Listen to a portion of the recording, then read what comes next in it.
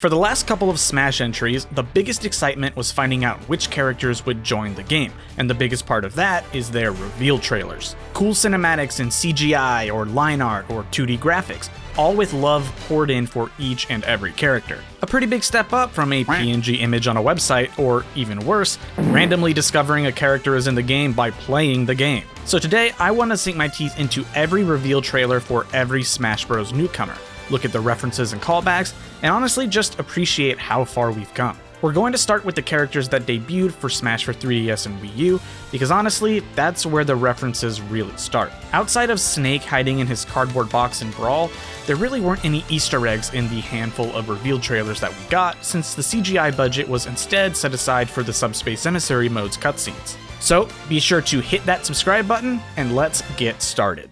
First, we'll start with the reveal trailer for Smash for 3DS and Wii U, which was also the reveal trailer for the first newcomer, Villager.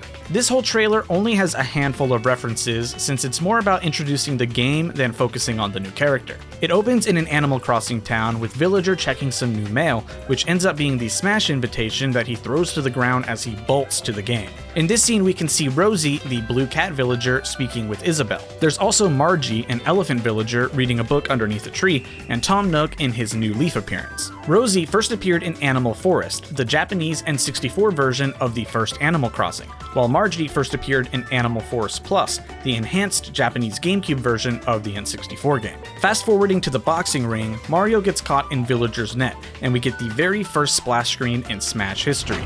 Villager comes to town. This is a nod to the Animal Crossing series up to that point being all about the development of the player's town. We then see a small snippet of Villager's moveset before we get the title splash for the game. As I said, there's not a ton of Easter eggs to find here. It was a rather straightforward trailer. But next we have Mega Man, whose trailer began immediately after the end of Villagers. This starts with new challenger approaching, similar to screens that would appear in previous Smash games when a new fighter was available to be unlocked. Various characters look onward to a silhouette on a cliff, and we get a close-up of Mega Man with his hair before his helmet materializes onto him. The camera then pans out, and he blinks away. This is a direct reference to the title cutscene in Mega Man 2, where he appears without his helmet at the top of a building before it materializes on him, and he blinks away when the player selects a difficulty. Mega Man then appears on a screen with blue rectangles and a starry background, which is a direct callback to the boss intro from Mega Man 2 as well. We then see Mega Man's splash screen, which simply says Mega Man joins the battle. No clever wordplay or puns this time around. The first segment of gameplay shows off Mega Man's moveset before he gets attacked and subsequently defeated by some of the Smash veterans, complete with his death sound and visual effect pulled straight from the Mega Man games. After cutting back to the CGI portion of the trailer, we see Mega Man struggling, and the camera goes inside his circuits to see his variable weapon system. This is canonically the system that Mega Man has built into him, which allows him to adapt himself to any weapon on the fly, which is how he absorbs the abilities of the Robot Masters. The screen first shows Metal Man's silhouette, showing that Mega Man is activating Metal Blade. At the top of the screen, it says DWN009 Metal Man.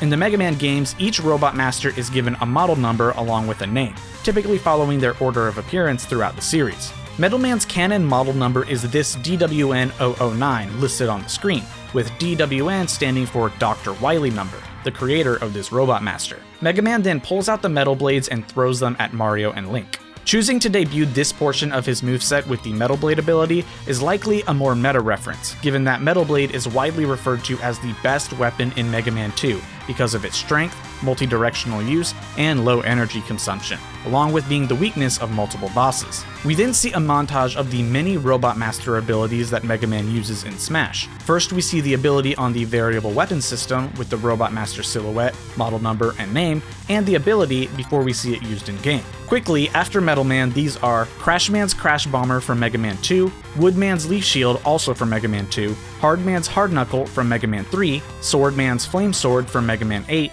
Slash Man's Slash Claw from Mega Man 7, Spark Man's Spark Shock from Mega Man 3, and Guts Man's Super Arm from Mega Man 1. Something of note for this one is that Guts Man's model number is listed as DLN004, not DWN. This is because in the first Mega Man game, the Robot Masters were actually created by Dr. Light, but then sabotaged and taken over by Dr. Wily. So DLN instead stands for Dr. Light number. The fighters then all attack Mega Man, and he activates one final move, Flame Man's Flame Blast from Mega Man 6, and everyone gets blasted away. After the title splash, we see a small clip of Mega Man using his Mega Buster to attack as the Yellow Devil spawns in on the Wily Castle stage, emulating the gameplay of the boss fight from the first Mega Man game. Sup guys, Other Aaron here, cutting in to let you guys know that my merch shop has officially relaunched. We have some all new designs to choose from, as well as some of the old favorites from the original shop, back and better than ever. From wearing the Fighter's Pass on a shirt, to the funny number on a hat, to showing off your true GSP, there's something here for everyone. So head on over to veryepicmerch.com and get yourself some cool swag and directly help the channel. Okay, now back to Super Smash Bros. The next revealed fighter was Wii Fit Trainer, who unfortunately doesn't have many references. The trailer opens with footage of Wii Fit, with the trainer offering instructions for the tree position while Mario, Link, and Kirby struggle to keep their balance. I suppose one little detail is that none of them are actually using balance boards, meaning technically I don't even think they're really playing the game at all. Wii Fit Trainer then walks up behind them and performs her forward smash, the warrior pose. After that, we get the gameplay montage, with nothing of note really happening here. But for her splash screen, Wii Fit Trainer poses with a text that says Wii Fit Trainer weighs in. The player's weight is a regular function of Wii Fit, helping them to monitor their stats. This is also a double meaning, as weigh in can also refer to weighing in on a topic or subject, or if we use it loosely, weighing in on the fight in Smash. The balance board is also seen bouncing around in the background, which makes sense as it's the peripheral for Wii Fit.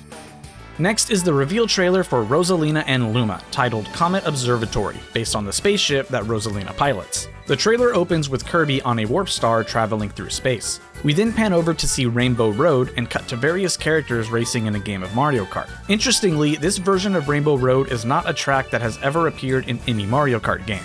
It has all the earmarks of a Rainbow Road track, but looking closely, it isn't an official raceway, more likely something designed specifically for this trailer.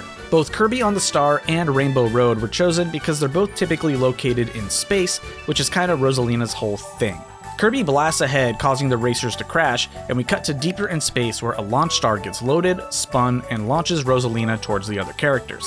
Launch stars are the main way that Mario travels across planets or galaxies in the Mario Galaxy games, activated by shaking the Wii Remote to blast off. Rosalina's speed causes Kirby to crash onto Rainbow Road, and Luma drops down to check on Kirby, with the racers appearing moments later. Then Rosalina catches everyone's attention, and Luma goes to join her, and we get the splash screen. Rosalina and Luma launch into battle, another nod to the launch stars found in Rosalina's debut game. The big focus of Rosalina and Luma's gameplay segment is the 2-in-1 attack abilities that they have. It also shows off different colored Lumas that can spawn, with the red Luma matching the red shirt on Villager, and the green Luma matching up with Luigi. Another segment shows Rosalina, Luma, and Luigi following Olimar and his Pikmin, a possible nod to another space-related character, or another character who fights alongside partners. No clue why Luigi's there though, other than just to be funny, I guess. Next is a segment with Donkey Kong cargo carrying Rosalina, before Luma saves her by attacking DK. While serving to show that Luma can act separately from Rosalina, this could have also been based on Donkey Kong kidnapping Pauline in the Donkey Kong arcade game.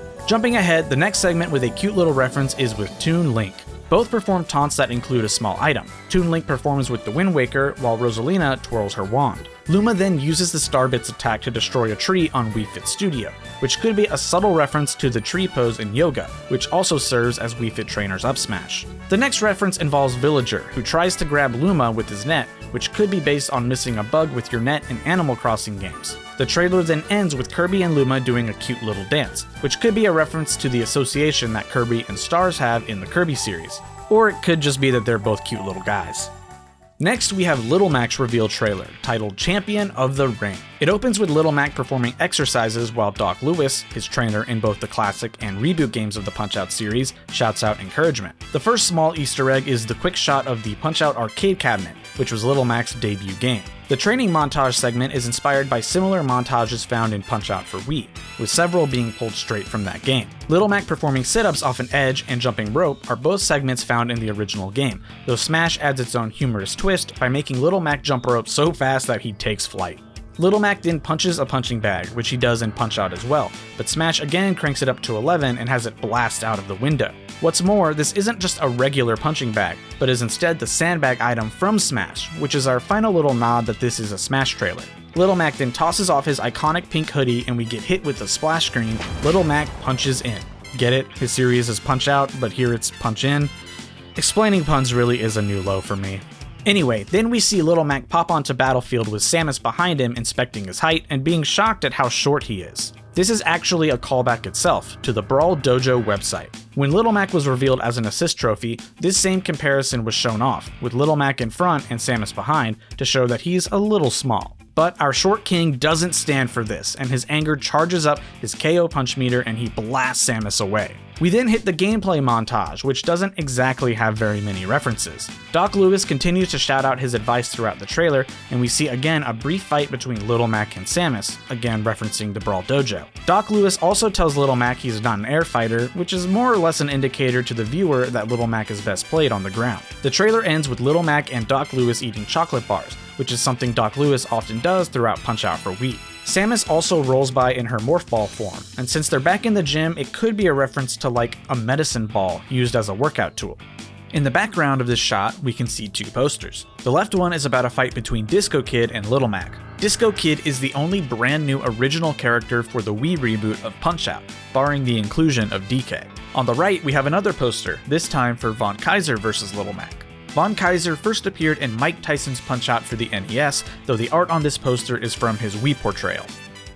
So next we have Charizard and Greninja's reveal trailer, titled Challenger from the Shadows, a name based on Greninja's move Shadow Sneak in both the Pokemon games and in Smash. The trailer opens with a massive amount of Pokeballs being thrown through the air, then the Pokemon inside each being sent out onto a battlefield. I actually slowed this portion of the trailer down, and every single Pokemon thrown out is an available Pokemon in Smash 4 that can be found inside the Pokeball item, so I think that's a nice touch. It's also possible this battlefield is the same setting that revealed Mega Man in his reveal trailer as well. We then pan up to see Pikachu alongside Charizard with the tagline of Charizard fires it up, an obvious reference to Charizard being a fire-type Pokemon. Charizard then soars up in the sky and attacks Mario, who is then joined shortly by Link, Kirby, Samus, and Olimar. After briefly showing a shadowy Greninja, each fighter launches a projectile at Charizard while Mario runs up at him. Both the red Pikmin and the missile could possibly have been chosen because they have fire properties in Smash, while the Star Rod and Gale Boomerang simply fit Kirby and Link. Charizard dodges everything to approach Mario, and the two are about to hit each other with their respective fire-based moves when the Water Shuriken, Greninja's signature move, flies between them and separates them. Focusing so much on fire just for Greninja to use a water move could have been done to emphasize water being super effective against the fire type. Greninja is then finally fully revealed with the tagline, Greninja makes a splash, another pun based on the Pokemon's typing. Greninja then uses its up special Hydro Pump, and the trailer cuts to gameplay. Now there are a handful of references in this section. The first sees Greninja standing in the fountain section of Palutena's temple, standing in a pool while performing its own fountain-like taunt, with a Goldeen splashing around in the pool just for an extra little comedy. The next clip with a reference sees Greninja doing some acrobatics in the air before landing on a tiny stick on the Garden of Hope stage. This is based on the way ninjas are often incredibly agile in media, able to balance well and move around using the tiniest of surfaces. After that, we can see Fox performing his up special, and Greninja attacking through that using its up smash, again playing on the water beats fire theme. Charizard's then seen fighting Greninja, followed by fighting Mario, continuing the battles that happened during the cinematic portion of the trailer. Greninja then poses alongside Lucario, likely chosen because they were both the new generation Pokemon fighters for their respective games. Jumping ahead, we see Greninja and Sheik both charging up and releasing their neutral specials, paired up because they're both ninjas of course. Charizard then performs Flamethrower alongside a Fennekin, who attacks with Incinerate, a reference to both being Fire-type starter Pokemon, along with Fennekin being the Fire-type starter from Greninja's generation. Along with that, the player can actually get a Charmander and evolve it into a Charizard during the events of Generation 6, so it all sort of ties together for those games. Our next clip shows Lucario and Greninja cornered by Mario and Luigi, both carrying Pokeballs. This was possibly set up to have Lucario and Greninja serve as wild Pokemon, and Mario and Luigi as the trainers, holding their Pokeballs ready to capture them. We get a brief segment of Mega Lucario and Mega Charizard X, both brand new forms for the Pokemon that were introduced in the same games as Greninja, before the trailer ends with Greninja performing its final smash on Mario, once again following the theme of the cinematic battle. Phew! That was a lot, but I guess with two characters being revealed, it's easier to throw in references, especially for the Pokemon. The next characters announced were the Mii Fighters, revealed during Nintendo's presentation at E3 2014. The trailer opens with the late Satoru Iwata, then president and CEO of Nintendo, and Reggie Fils-Aimé, then president and COO of Nintendo of America, facing each other angrily on a black background. The two then begin to fight each other. At one point, Iwata performs a move similar to Luigi's side special, Green Missile. Iwata also gets uppercutted by Reggie, knocked away before catching himself. He then places his hands forward and energy seems to absorb into him. This is based on the motion popularized by Iwata during Nintendo Directs, where he would use this same motion to indicate information being delivered directly to you. Iwata then rapidly punches at Reggie, who just as quickly deflects these blows, imitating martial arts movies. After launching Iwata, who lands, the two nod at each other with a smile before... For this fight sequence, both Iwata and Reggie were filmed not only at different times, but on completely different continents. Iwata naturally filmed his portion in Japan, where the HQ of Nintendo resides. Reggie, meanwhile, filmed his closer to the HQ of Nintendo of America in Redmond, Washington. We next see Iwata with a Wii U gamepad and Reggie with the Pro Controller, ready to duke it out in Smash for Wii U. It's then that we see a Reggie Mii and an Iwata Mii fighting in-game, finally revealing that Miis are playable in this latest entry. Reggie's Mii even performs a similar uppercut as the real Reggie does earlier in the trailer. Reggie ultimately takes the first stock in the gameplay, and as he celebrates, Iwata looks stern and pulls from his pocket a Mario amiibo. This trailer also served as the first ever reveal for Amiibo, which would be elaborated on later in the presentation. The Amiibo fighter charges up a smash attack, and when it connects, it also causes the real Reggie to fly back, as though he'd been hit by the move himself. You may have also noticed during this trailer that there are plenty of instances in the fight sequence where you can tell that stunt doubles were clearly standing in for both Iwata and Reggie. This scene in particular makes it pretty evident. The presentation then finally cuts to Sakurai, explaining the new characters and giving background reasoning for their inclusion. We see a bit of footage showing off the three types of Miis against other characters. Notably, we see a Mii Gunner fighting Samus, which was possibly chosen because Mii Gunner and Samus share many of the same elements in their movesets. We also see a Mii Sword Fighter using a Shuriken of Light on Sheik, chosen because Shurikens are traditionally weapons used by ninjas, and Sheik is of course a ninja. Later on, Sakurai explains that he gets requests for characters all the time, so Miis are a good means to recreate these in the game. As he explains this, we see 3 Mii splash screens, since we never formally got any for the Mii Fighters. The first is a Mii based on Abraham Lincoln, with the tag Lincoln gets sworn in, based on the United States President Abraham Lincoln being sworn into office. Next, we have a Mii based on actor Elijah Wood, with the tag Elijah Wood Like to Battle, a play on his last name. Lastly, we have a Mii based on rapper and actor Ice-T, with the tagline Ice-T Pours It On, based on his name being similar to the drink. Exclusive to the Japanese broadcast for E3, Ice-T is instead replaced by a Mii representing Japanese comedian Shinya Arino, though Japan doesn't use wordplay for these reveals, so it simply states that he joins the battle.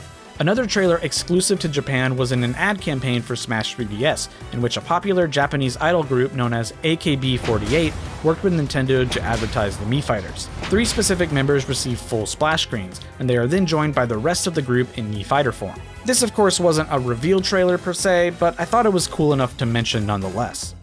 The next reveal trailer is for Palutena and Dark Pit. Immediately you will notice that this trailer is done in an anime style rather than CGI. To promote the release of Kid Icarus Uprising, Nintendo contracted 3 different animation studios to create 3 different shorts, known collectively as the Kid Icarus 3D anime. One of these 3 animation studios was Shaft Incorporated, who animated the short titled Palutena's Revolting Dinner, and they were brought back to do this trailer for Smash. The trailer begins with Palutena watching a fight between Link and Pit, similar to how Pit watched the opening fight of Subspace Emissary in Brawl. Pit and Link trade various blows, with Link using all sorts of weapons from his moveset. But just when Link seems to have the upper hand, Palutena appears to deflect the Gale Boomerang before she sends Pit away.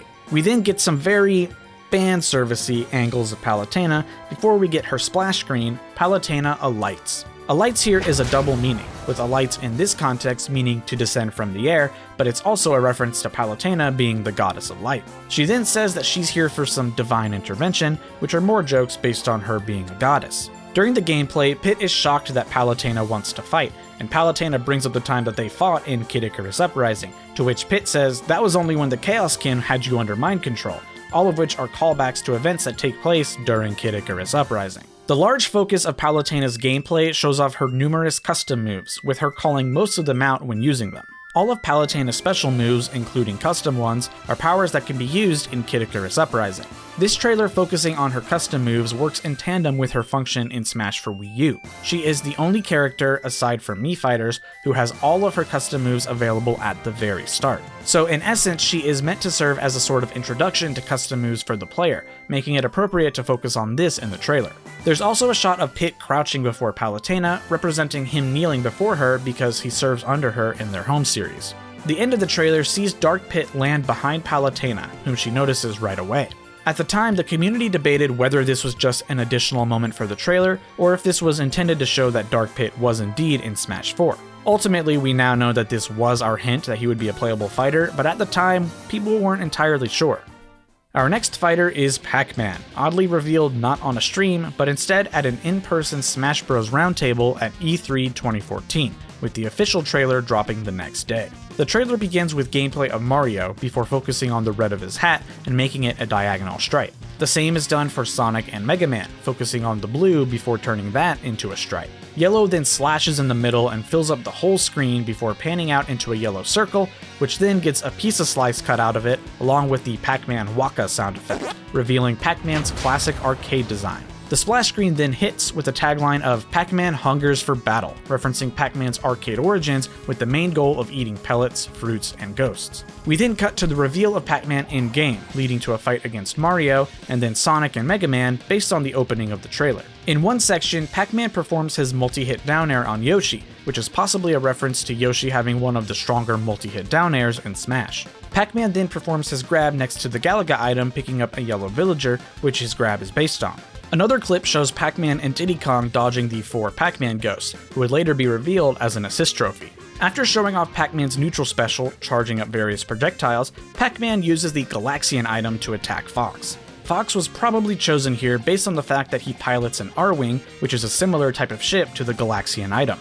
This trailer also shows off the 2 Pac-Man stages found in each version of the game. Pac-Land in Smash for Wii U, before using Pac-Man's dash attack to transition to Pac-Maze on the 3DS. The trailer also shows Pac-Man's Namco Roulette taunt, which has Pac-Man hold up various sprites from Namco properties. In the trailer, it shows off Fighter from Bosconian, Puka from Dig Dug, Mappy the Mouse, and Andor Genesis from Xevious. The final gameplay segment with the reference is once again based on the beginning of the trailer, with Mario, Sonic, and Mega Man chasing Pac-Man, who then performs his final smash and becomes Super Pac-Man, now chasing them instead. This is based on one of the intermission screens from the arcade title Super Pac-Man, where a normal-sized Pac-Man is chased by the 4 ghosts off-screen before becoming Super Pac-Man himself and chasing them off-screen. The stinger for the trailer shows Pac-Man joined by Mr. Game & Watch, with the year 1980 written and pointing at them. Mario and Donkey Kong's heads then appear in the corner in the same way, but with the year 1981, indicating that Pac-Man now joins Mr. Game & Watch as the oldest video game character represented as a fighter in Smash. And that is where we'll cut it off for the time being. We've covered about half of the total Smash 4 cast, with a handful of base roster characters left, and then of course the 7 DLC characters, so we'll tackle that next time. Let me know down in the comments what your favorite trailer from this video was, and if any of these references surprised you. Thank you all so much for watching this video, and I will see you guys next time. Peace out, and please remember to be good to one another.